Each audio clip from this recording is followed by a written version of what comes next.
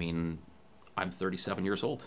If you have two council candidates that stand a very good chance of getting elected, and they're both in their 30s, if that doesn't motivate millennials to get out and vote, then I would say that they don't really have a right to complain 2 years from now if they don't like the result.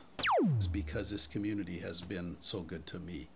And I really believe that all of us have a duty to get engaged and be involved in our communities one way or the other. I just happen to be fortunate enough to have had the opportunity to run for mayor. And I think it's critically important for our city to stay the course.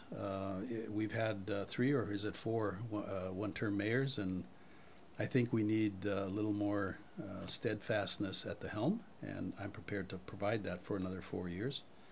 But I really want to see the plan come together, because if there was a wholesale change, I think some people want to take the city in a different direction, and I personally think that would be a big mistake. So that's why I'm going to put up my name for another 4 years and see what happens.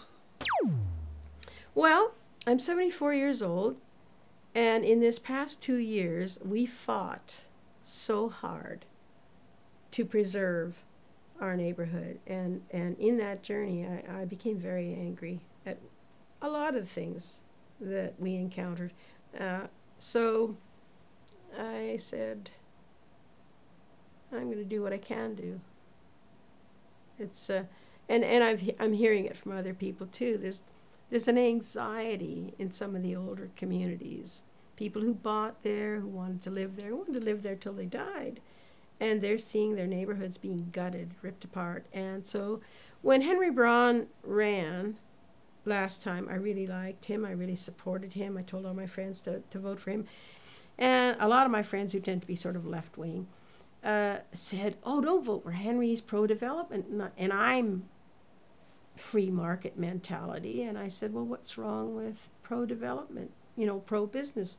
You need to have a vibrant economy. You need to have businesses. But now I get it. He's pro-development. Yeah, I get it now. My town is being gutted. And I don't like it. I'm definitely a game-changing candidate when it comes to politics. I'm not a politician. I'm a regular resident who has developed my own leadership skills working in the community here. The backstory behind it, in addition to a lot of interactions I had at Finnegan's in Phoenix at private events and things over the years, it's when I went for a walk with my daughters in June to Horn Creek Park, and there were 4 uncapped drug needles, all in different areas of the park. It's different when you see it every day and you're picking up a drug needle, or you see the homeless, or if you take public transit, or if you're renting. It's not the same as the people who are in council. They may have done that previous in their life, but nobody is representing us in our city that is seemingly working in this generation. You know, they've come a long way. They've paid their dues. They've done a variety of great things, and I'm sure any of the other 5 candidates could be the mayor. But it's different when you're physically living there and seeing these things. And I felt it was really time to make a change. And I think that I have the drive, the sense of urgency, and so I just said, you know, let's try to make a change. And worst case is I get experience and hopefully a higher voter turnout. Mainly because I'm not seeing a whole lot of solutions coming forward to the issues at hand.